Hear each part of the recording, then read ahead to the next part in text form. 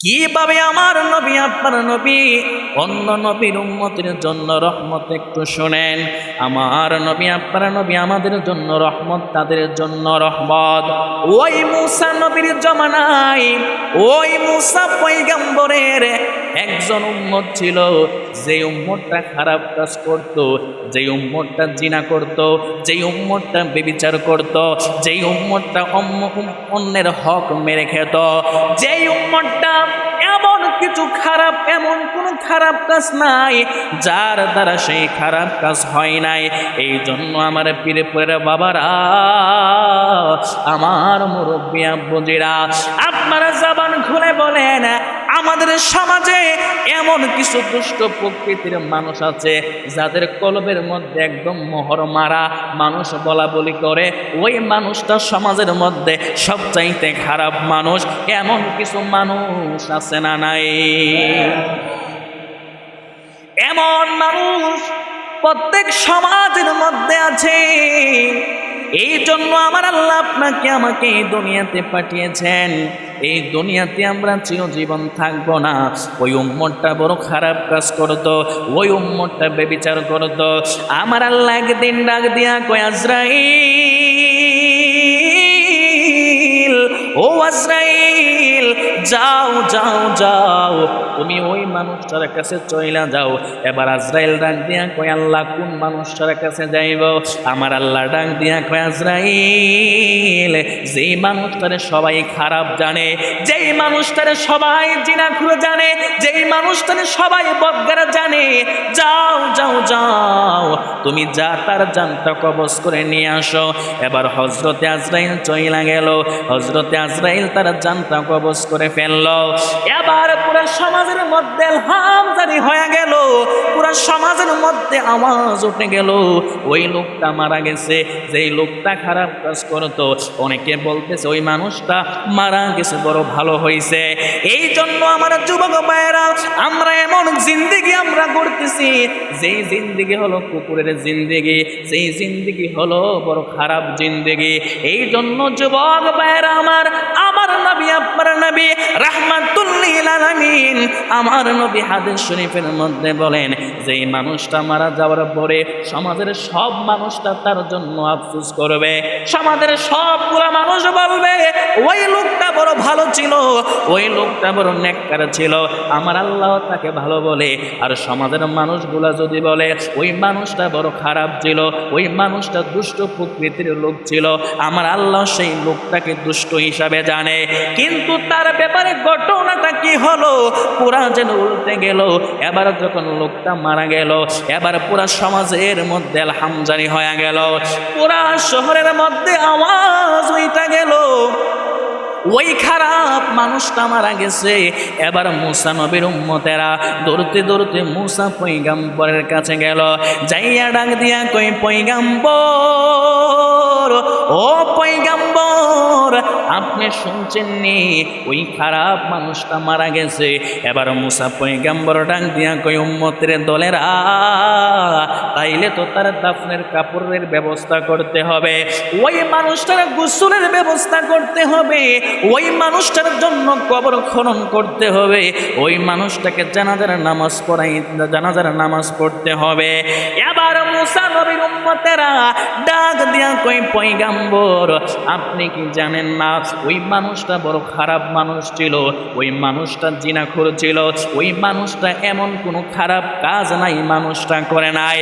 এবার মুসা পয়গম্বর ডাক দিয়া কই, উম্মতের দলেরা, তাইলে তার লাশটা আমরা কি করব? এবার উম্মতের দলেরা ডাক দিয়া কই, আমরা তার জানাজা পড়তে পারবো না, আমরা তাকে গোসল করাইতে পারবো না, আমরা তার দাফন কাপড়ের ব্যবস্থা করতে পারবো না। এবার ওই পয়গম্বর যখন উম্মতের দলেদেরকে এই কথা বলল, এবার মুসা নবীর উম্মতরা ডাক দিয়া কই, পয়গম্বর, যেহেতু লোকটা খারাপ মানুষ ছিল, আপনি যদি আমাদেরকে একটু অনুমতি দেন, তার লাশটা আমরা একটা ডাস্টবিনের মধ্যে ফেলে দিব। জবান খুলে বলেন না নাউজুবিল্লাহ। এবার মুসা পয়গম্বর তিনি তার উম্মতদেরকে সেই অনুমতি দিয়া দিল। এবার উম্মতের দলেরা ওই বদকার লোকের লাশটাকে ধরিয়া একটা ডাস্টবিনের মধ্যে ফেলে দিল। এবার মুসা পয়গম্বর তো আমার আল্লাহর সঙ্গে কথা বলে, আমার আল্লাহর দিদারে পুরো পাহাড়ের মধ্যে যায়। এই দিক দিয়ে মুসা পয়গম্বরের উম্মতেরা ওই বদকারের লাশটাকে ডাস্টবিনের মধ্যে ফেলে দিল। আর যাইয়া আমার আল্লাহকে ডাকি আল্লাহ, আমার আল্লাহ কোনো কথা বলে না। আবার আমার আল্লাহকে ডাকি আল্লাহ, আমার আল্লাহ কোনো জবাব দেয় না। আমার আল্লাহকে ডাকে মনিব, তুমি কেন আমার ডাকের সাড়া দাও না? এবার আমার আল্লাহ কোনো কথা বলে না। এবার মুসা পয়গম্বর চোখের পানি ফালায়া ফালায়া কান্দে, আর আমার আল্লাহকে ডাক দিয়া কই মনিব, আমি জানি না আমি কি এমন ভুল করেছি। আমি প্রত্যেক দিন তোর পাহাড়ে আইসা তুমি মনিবের সঙ্গে আমি কথা বলি, তুমি মনিব আমার কথার জবাব দাও। আজকে কেন তুমি আমার সঙ্গে কথা বলো না? আমার আল্লাহ মুসা পয়গম্বরের সঙ্গে কোনো কথা বলে না। এবার যখন সন্ধ্যা হয়ে গেল, ওই মুসা পয়গম্বর চোখের পানি ফালাইয়া ফালাইয়া বাড়ির মধ্যে চইলা গেল। আমার আল্লাহ আমার সঙ্গে কথা বলে নাই, রাতের বেলা ঘুম হয় না, আল্লাহ কেন জানি আমার সঙ্গে কথা বলে নাই। এবার পরের দিন সকালে আবার দূরতে দূরতে তুর পাহাড়ের মধ্যে চইলা গেল। ওই তুর পাহাড়ের মধ্যে যাইয়া আমার আল্লাহকে ডাকে, আমার আল্লাহ কোনো জবাবের উত্তর দেয় না। আমার আল্লাহকে ডাক দিয়া কই মনিব, কেন তুমি আমার সঙ্গে কথা বলো না? সারাদিন আমার আল্লাহকে ডাকলো, আমার আল্লাহ কোনো জবাব দেয় না। আমার আল্লাহ মুসা পয়গম্বরের সঙ্গে কোনো কথা বলে না। এবার যখন সন্ধ্যা হয়ে গেল, দ্বিতীয় দিনও মুসা পয়গম্বর বাড়ির মধ্যে চইলা গেল। এবার তৃতীয় দিনের মাথায় ওই মুসা পয়গম্বর ওই তুর পাহাড়ের মধ্যে আইসা আমার আল্লাহকে ডাক দিয়া কই মনিব, আমি মুসা পয়গম্বরের মনের মধ্যে শান্তি লাগে না, আমি মুসা পয়গম্বরের ভালো লাগে না। মনিব গয় আমার,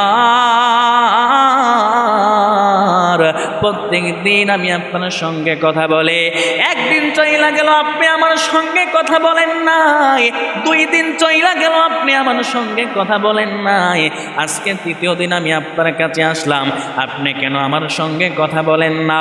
এবার আমার আল্লাহ ডাক দিয়া কয় মুসা পয়গম্বর, আমি তো তোমার এই দুনিয়াতে গজবের নবী হিসাবে এই দুনিয়াতে পাঠাই নাই। আমার আল্লাহ ডাক দিয়া কয় মুসা পয়গম্বর, আমি তো তোমার এই দুনিয়াতে রহমত স্বরূপ পাঠাইছি। ও মুসা পয়গম্বর, আমি তোমার কাছে জানতে চাই, তুমি হইলা আমার বন্ধু, তুমি হইলা আমার প্রিয় বন্ধু, তুমি আমার বন্ধু হয়া তুমি কেন আমার আরেকটা বন্ধুরে জানাজার নামাজ না পইরা, দাফন কাপড় না পইরা, ওই আমার বন্ধুরে গোসল না করায়া তুমি কিভাবে ডাস্টবিনের মধ্যে ফেলে দিলা? জবান খুলে বলেন না সুবহানাল্লাহ।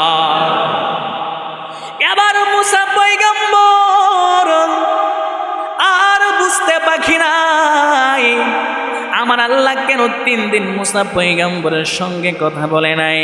এবার মুসা পয়গম্বর ডাক দিয়া কয় আল্লাহ,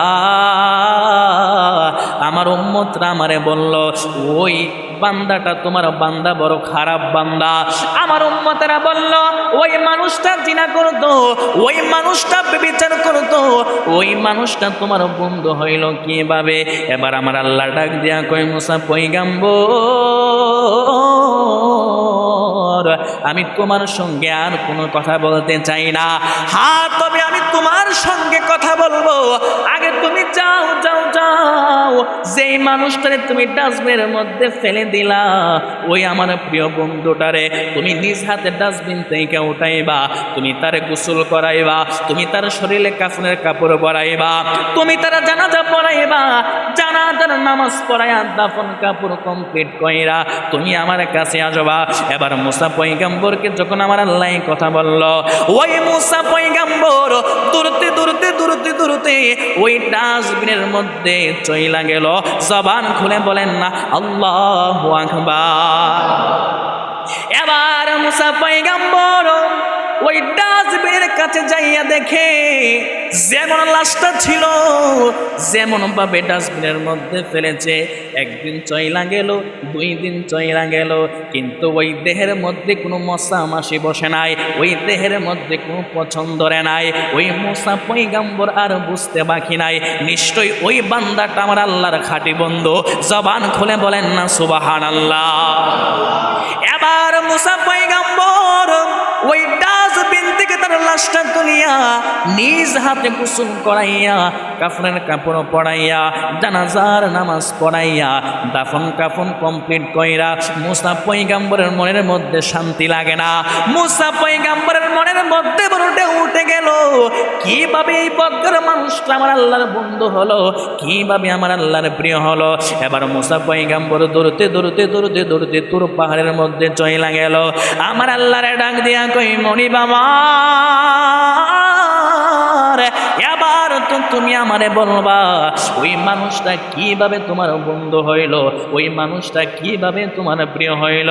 আমার আল্লাহ ডাক দিয়া কই, মুসা পয়গম্বর, ও মুসা পয়গম্বর, আমি তোমার উপরে একটা কিতাব নাজিল করেছি, যেই কিতাবের নাম হলো তাওরাত কিতাব। যদিও আমি তোমার উপরে নাজিল করেছি ও মুসা পয়গম্বর, যদিও তোমার উপরে আমি এই কিতাব নাজিল করেছি, এই গোটা কিতাবের মধ্যে তোমার নাম আসছে মাত্র 3 বার, আর আমার আখিরি নবীর নাম আসছে 70 বার। জবান খুলে বলেন না সুবহানাল্লাহ।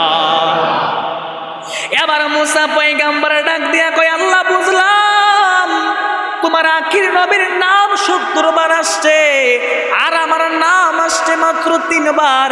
তুমি আমারে আগে বলো ওই মানুষটা তোমার বন্ধু হইল কিভাবে। এবার আমার আল্লাহ ডাক দিয়া কয়, মুসা পয়গম্বর, ওই মানুষটারে সবাই খারাপ জানতো, ওই মানুষটারে সবাই জিনাখোর ডাকতো, কিন্তু যখন রাত্র নিশি হয়ে যাইতো ওই মানুষটা তোমার তাওরাত কিতাব পড়তে জানতো। ওই মানুষটা বুকের সঙ্গে সেই কিতাব পারে লাগায়া একটা জঙ্গলের ভিতরে চইলা যাইতো, ওই জঙ্গলের ভিতরে যাইয়া যাইয়া ওই মানুষটা মরণকে ভয় করত, ওই মরণকে ভয় কইরা কইরা ওই মানুষটা তোমার তাওরাত কিতাব পড়তো। আর যেই যেই জায়গার মধ্যে আমার আখিরের নবীর নাম পাইতো, আমার বন্ধু মুস্তফা নবীর নাম পাইতো, ওই মানুষটা ওই নাম পায়া পাইয়া হাত লাগাইয়া লাগাইয়া উটের মধ্যে চোখের মধ্যে চুমা খাইতো।